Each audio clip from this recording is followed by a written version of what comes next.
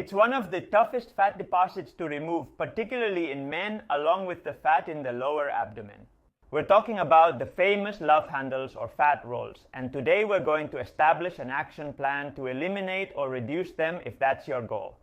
However, it won't be easy at all, so if you're looking for miracle recipes, this is not your video. I'm sorry. We'll talk about training protocols, hormones, and changes in your diet that you probably haven't implemented yet, so stay until the end. What do we mean first by log handles or abdominal rolls? Well, it's that localized fat just above your hips, at the level of your center of gravity, especially on the sides, above the iliac crests, sometimes extending backwards, towards the lower back, depending on whether your body fat percentage is higher or lower. Once this fat deposit appears, usually from the age of 30, it's hard to get rid of it. But luckily, there's a lot we can do. Before we start with specific tips, it goes without saying that you need to be in a caloric deficit and maintain it for a sufficient amount of time if you want to decrease your body fat percentage. In this recent video, we thoroughly analyze 15 different ways to reach that caloric deficit so you can choose the way or ways that best suit you and your routine. Let's begin. Be patient first. Yes, I'm giving the advice you don't want to hear first, because if you don't understand what I'm about to explain immediately, everything else makes no sense. This type of stubborn or resistant fat, as it's called due to hormonal and biomechanical characteristics, is very resistant to elimination. First, fat, both subcutaneous and visceral, located in the center of the body, is much harder to eliminate than fat located in distal areas, in acral areas, such as legs, arms, or face. It seems as if the human body has a preference for storing fat in those areas closer to the center of gravity. Therefore, when you start dieting and enter a caloric deficit, one of the first signs that you are losing fat is the thinning or sharpening of the face. However, a very noticeable change that has prompted many comments. Are you losing weight? You're dieting? Yes, I am. But belly fat is different. It goes away last. Understanding the characteristics of this type of fat is essential if we want to get rid of it. This stubborn fat has more alpha adrenergic receptors and fewer beta adrenergic receptors, which is usually the reverse. Beta adrenergic receptors, more responsive to exercise and fasting, are dominant. There's also less blood flow in that area. These are typically areas with poor vascularization, and we need the blood to reach the fat well if we want to get rid of it. The reason is very simple. Fat is made up of triglycerides, which are broken down by lipolysis into fatty acids and glycerol. Well, those fatty acids have to leave the fat, and the highways through which these fatty acids are transported are none other than the blood vessels. Therefore, if there are no blood vessels in that area, it's going to be more difficult to remove those fatty acids from the area. In addition, stubborn fat is a fat with greater sensitivity to the insulin hormone, if you've heard correctly, and it also has a lower degree of lipolysis, meaning it releases fatty acids with more difficulty. What does this mean? Well, in summary, the fat from the love handles, I don't know how to translate it into Spanish. If you have any translation, leave it in the comments. That fat releases fatty acids into the blood at a much slower rate than others. That's why it's lost more slowly. It's the last to be eliminated.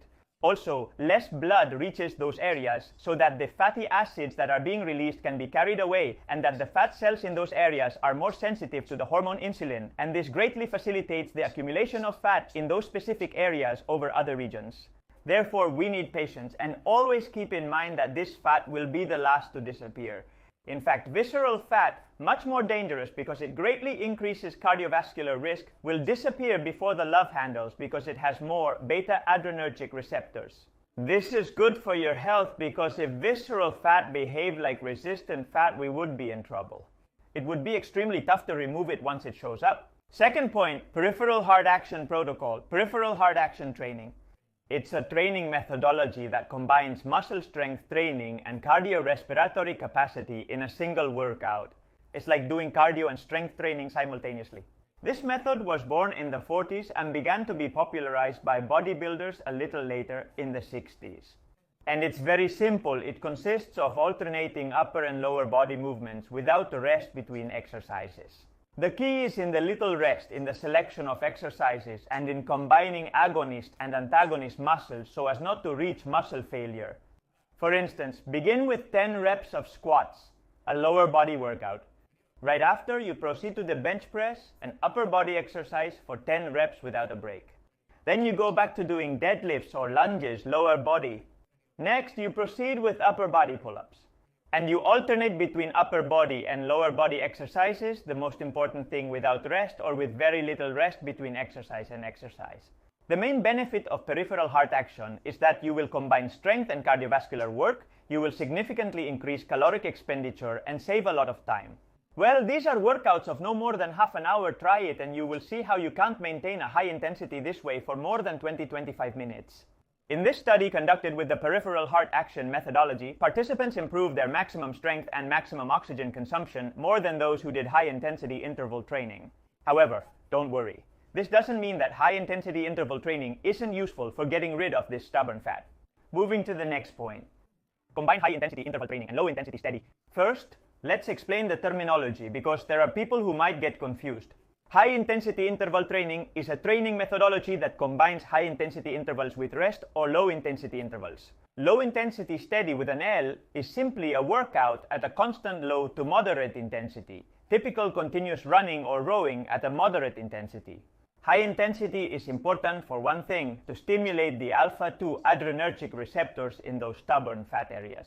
In fact, we need intensities above 70% of VO2 max to stimulate these types of receptors, which, as I remind you and have said before, are in a significant amount in those stubborn fat areas.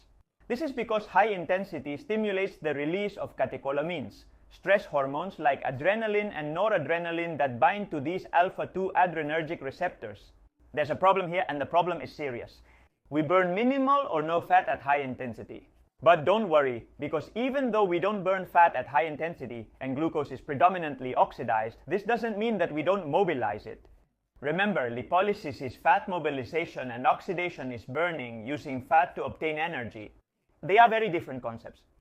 Lipolysis, oxidation, but of course, if we stimulate lipolysis with high intensity interval training and don't burn those released fatty acids afterwards, then what do these do? Do they lose their weight? No, they don't. They reesterify, form triglycerides again, and accumulate again in your fat deposits. That's why no matter how much high-intensity interval training you do, if you're in a caloric surplus, the mobilized fatty acids will reesterify and you'll stay as you were.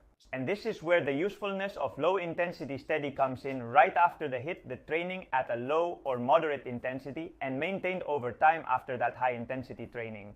An example to put this combination into action would be a series of sprints as a HIIT, for example 15 seconds of full-on sprint at maximum followed by 45 seconds of rest.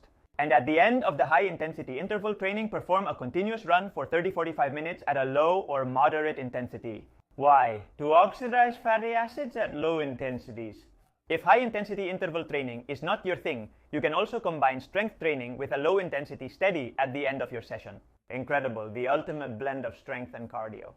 Before we proceed, I am pleased to announce that after much effort, Empower Academy now offers online medical consultations. You can sign up here. However, spots are limited as I can't cater to everyone.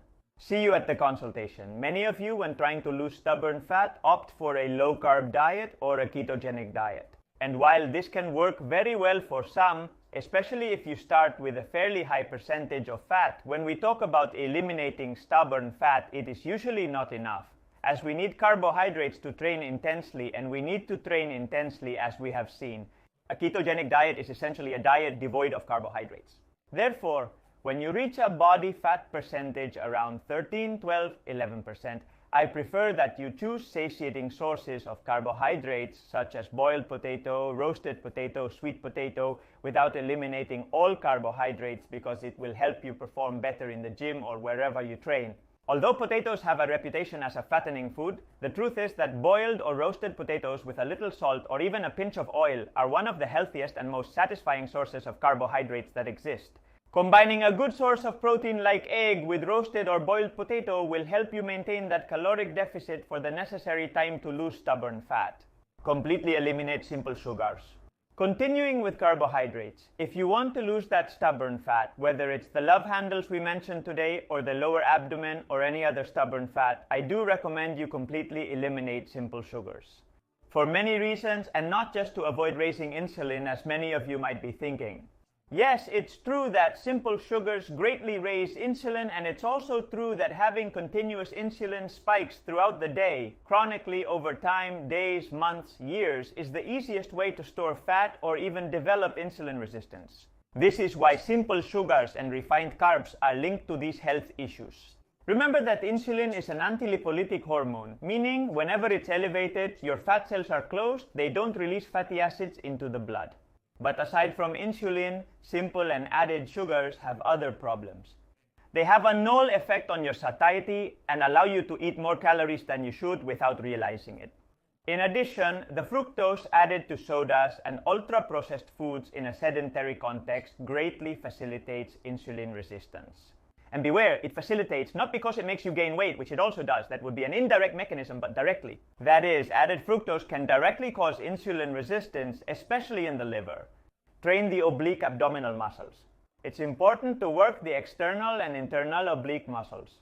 Why? Because it's the muscle group in that area where stubborn fat accumulates. Even with the same fat percentage, let's say 15%, which is a normal, not very high fat percentage, the person who has a more turgid and voluminous oblique musculature will much better disguise the subcutaneous fat that is on said musculature. You can include in the previously mentioned peripheral heart action protocol some specific exercises for the obliques, and thus you are killing two birds with one stone. That's all for today's video. Hope you found it useful. If you found it helpful, share it so others can see. Don't forget to subscribe. See you in the next video. A big hug and keep empowering.